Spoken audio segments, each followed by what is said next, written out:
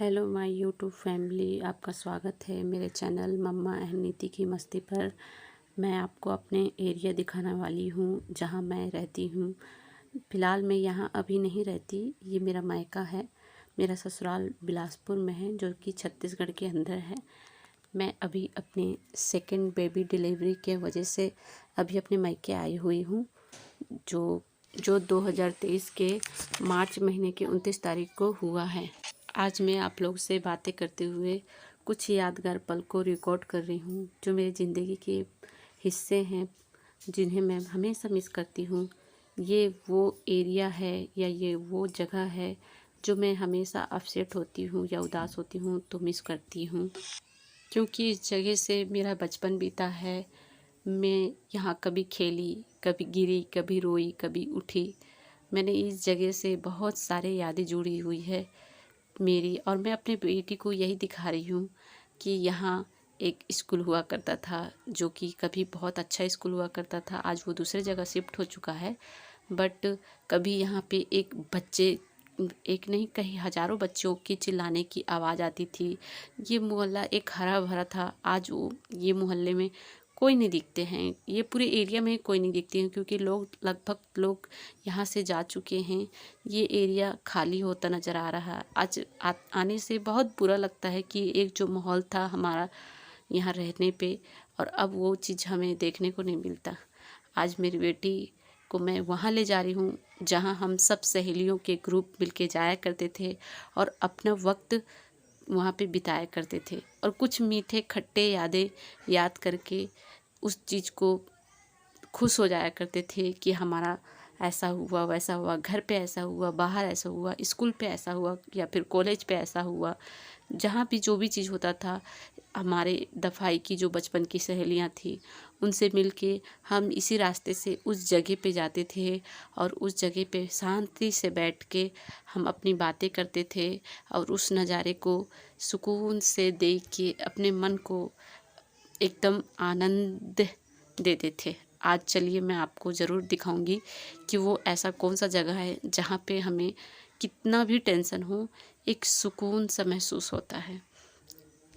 आप देख रहे होंगे मेरी लड़की उस जगह पे जाने के लिए बहुत खुश है, क्योंकि मेरी बेटी जब भी यहाँ आती है तो वो हमेशा यही डिमांड करती है कि प्लीज़ वहाँ चलो, वहाँ चलो। क्योंकि उसे बहुत अच्छा लगता है उस जगह पे जाना, क्योंकि ऑलरेडी वहाँ पे बच्चे खेलते हैं, बूढ़े होते हैं, यंग होते हैं, सब प्रकार के बच्चे वहाँ मिलते हैं।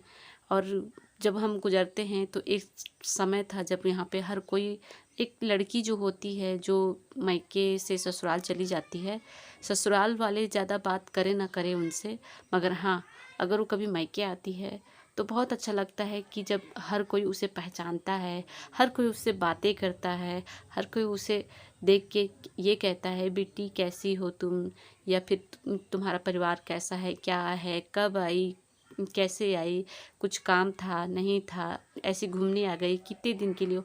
हज़ारों क्वेश्चन होते हैं या फिर हज़ारों बात करने के बहाने होते हैं। बहुत अच्छा लगता है कि जब हर एक लोग यहाँ पे आपको पहचानने लगते हैं, जानने लगते हैं। आज मेरी लड़की, मैं मेरा हाथ छोड़ के मैं अपने से ही चलूँगी मम्मा, मैं अपने से ही जाऊँगी बोल के वो हम लोग से भी आगे अपने अपने से जा रही है।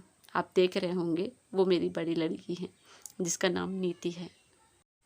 ये हमारे एरिया का एक छोटा सा ग्राउंड है जो कि हमारा बचपन इसी ग्राउंड में खेल कूद के बीता है, और इसलिए हम इस ग्राउंड को बहुत मिस करते हैं। और इसके आगे भी एक सरप्राइज़ है आप लोग के लिए, जो कि बहुत बहुत बहुत मिस करने वाला सरप्राइज़ है। आप लोग को तो पता ही है, सावन का महीना चल रहा है, बरसात का मौसम चल रहा, और ये जो एरिया है वो पूरी मिट्टी वाला एरिया है। इसीलिए बरसात होने की वजह से आज खास लोग यहाँ का भीड़ नहीं है। आज सुनसान ही है, लगभग कुछ ही लोग हैं, क्योंकि बरसात होने पे ये मिट्टी का ज़मीन होने की वजह से पूरा ये दलदल इलाका हो जाता है, जो कि लोग यहाँ फिर आते नहीं हैं जब तक ये सूखता नहीं है।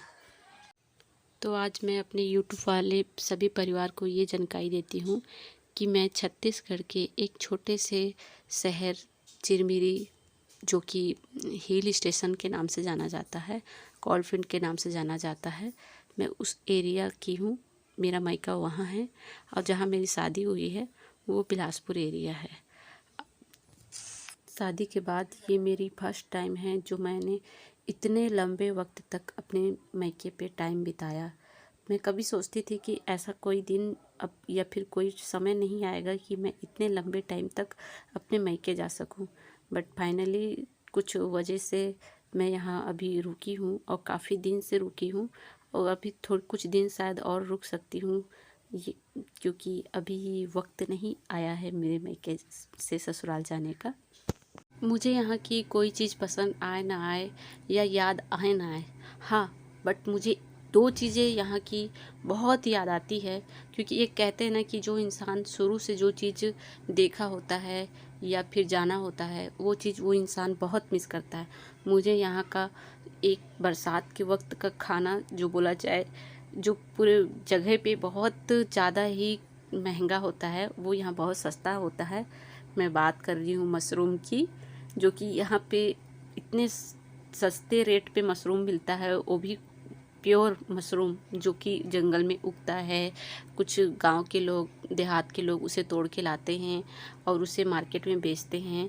इतना इतना टेस्टी होता है, आपको मैं क्या बताऊँ। एक वो होता है ना जो फार्मिंग करके किया हुआ, और एक ओरिजिनल का टेस्ट बहुत अलग होता है। मैं हमेशा इस मतलब जगह से अगर जब भी बाहर गई हूँ तो सबसे ज़्यादा मैंने बरसात में अगर कुछ चीज़ मिस किया है तो यहाँ के बरसात का जो सब्जियाँ होती हैं, जो कि मेरी माँ हमेशा खिलाती है, चाहे वो बाँस से रिलेटिव सब्जियाँ हों, तामे उमे जो बोलते हैं या कहते हैं तामा, वो सब्जी, और खुकड़ी पुटू, ये जो छत्तीसगढ़ के होंगे वो समझ रहे होंगे मैं क्या कहना चाहती हूँ। और इंग्लिश में मुझे नहीं पता क्या बोलते हैं, हाँ मशरूम पता है, बट वो पुटू को क्या बोलते हैं वो मुझे आइडिया नहीं है। मैं बहुत मिस करती हूँ। और इस साल अगर भगवान ने मुझे ये मौका दिया है कि मैं यहाँ पे रह के उस सब्जियों का मैं आनंद लूँ, तो मैं भरपूर आनंद लेने वाली हूँ। फाइनली मैंने स्टार्ट भी कर दिया है। अब मार्केट में थोड़ा महंगा आ रहा है क्योंकि अभी पूरी तरीके से आया नहीं है, बट मैंने डिमांड कर के घर पे मंगा के 2 बार तो खा ही चुकी हूँ। और अभी जितने दिन रहने वाली हूँ मैं ये बरसाती सब्जियाँ खा के जाना चाहती हूँ, क्योंकि बिलासपुर में नहीं मिलता। ऐसा नहीं कि मिलता ही नहीं है, मिलता है, बट इतना महंगा मिलता है, 1200-1500 रुपये किलो मिलता है, जिसको मैं खरीद के खाने की सोच भी नहीं सकती। आप खा सकते हो बट मैं नहीं खा सकती, मेरा मन ही नहीं करेगा इतना महंगा चीज़ खाने का, ठीक है।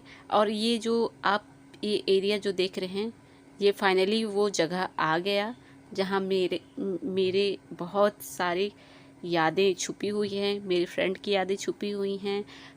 हम लोग जितने भी बात करते थे इस जगह पे आके करते थे। आपको मैं ये प्लेस दिखाने वाली हूँ, और उससे पहले मैं आपको एक चीज़ दिखा रही हूँ। जो ये बोर्ड देख रहे हैं आप, वो सूरजपुर का जो एक कुदरगढ़ मंदिर सुना होगा आप लोगों ने नाम, उसका एक छोटा सा मंदिर यहाँ पे भी धाम बना हुआ है, जो कि कुदरगढ़ के नाम से ही जाना जाता है, जो कि चैत नवरात्र के टाइम यहाँ पे पूजा होता है। उस यहाँ पे साइड पे जो एक टंकी है, ये यहाँ से ही पानी सप्लाई होता है। और आपको मैं आगे भी दिखाने वाली हूँ, और ये भी दिखाने वाली हूँ कि उस मंदिर पे जाने के लिए रास्ता कितना खतरनाक है। खतरनाक उतना भी नहीं है, बट कुछ लोग यहाँ से जो जाते हैं गांव साइड, वो बहुत खतरनाक है।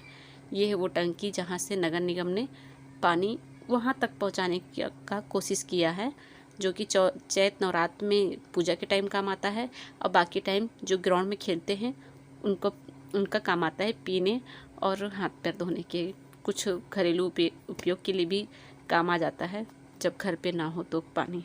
और हाँ, ये देखिए वो प्लेस आप देख रहे हैं, ठंडी ठंडी हवा सरसराती हुई, बस दिल को इतना सुकून महसूस कराती है, आप सोच नहीं सकते। यहाँ पे लोग किसी के साथ नहीं, अकेले भी आके बैठना पसंद करते हैं। आप देख रहे होंगे यहाँ पे लोग अकेले आते हैं, फ्रेंड्स के साथ आते हैं, फैमिली के साथ आते हैं। फ़िलहाल मैं अपनी मम्मी और बेटी के साथ आई हुई हूँ। ये देखिए, ये चट्टान है, इसके नीचे कितनी गहराई है आप देखिए, और इतना घना जंगल है यहाँ पे कि यहाँ आए दिन भालू भी आते रहता है। चलिए भालू के बारे में मैं बाद में डिस्कस करूँगी, पहले आप इस सीन का मज़ा ले लीजिए, आनंद ले लीजिए, ताकि आप भी महसूस कर सकें जो चीज़ हम महसूस करते हैं। ये जो देख रहे हैं हरा भरा, ये बहुत ही आजकल कम जगह पे देखने को मिलता है।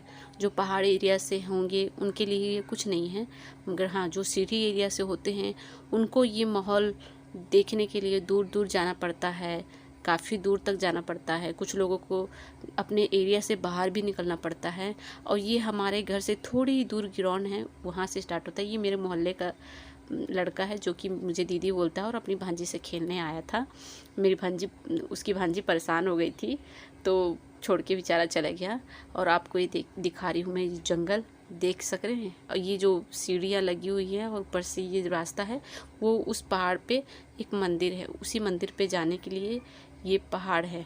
आपको चलिए कभी लेके जाऊंगी, अभी तो नहीं, अभी मैं नहीं जाने वाली, क्योंकि बरसात टाइम में यहाँ पे भालू और बहुत कुछ जानवर आते हैं।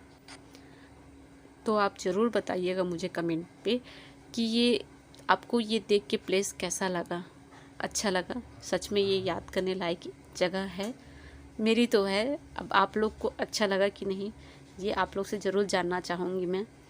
ये देख रहे हैं, ये आगे में छोटा सा ग्राउंड है, उसके किनारे किनारे पूरे पहाड़ हैं।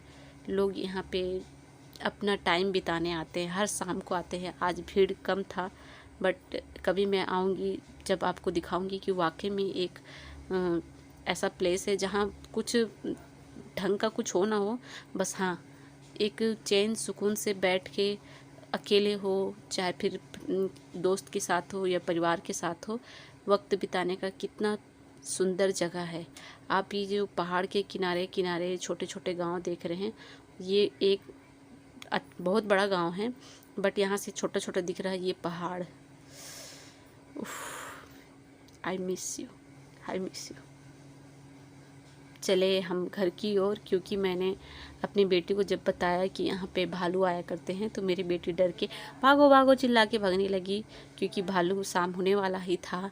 और आपको पता है कि बरसात के टाइम पे जल्दी शाम हो जाती है। तो मेरी बेटी का ये कहना था भालू निकलने वाला है मम्मी, जाओ चलो चलो घर चलो, क्योंकि आए दिन इधर भालू आते रहता है। और ऐसा अभी हाल ही में हुआ था कि हम घर पे थे और चिल्लाने की आवाज़ आ रही थी कि भालू आया था। हमारे मोहल्ले के पीछे साइड मोहल्ले से चला गया, बट आया था भालू।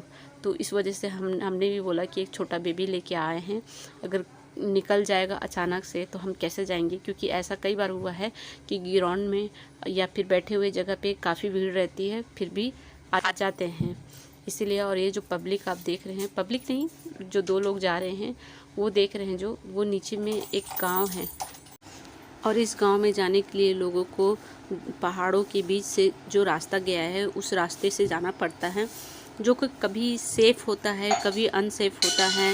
कई बार तो ऐसा भी हुआ है कि जब इस रास्ते से लोग जाते हैं तो उन्हें जंगली जानवर घायल कर देते हैं, मार डालते हैं।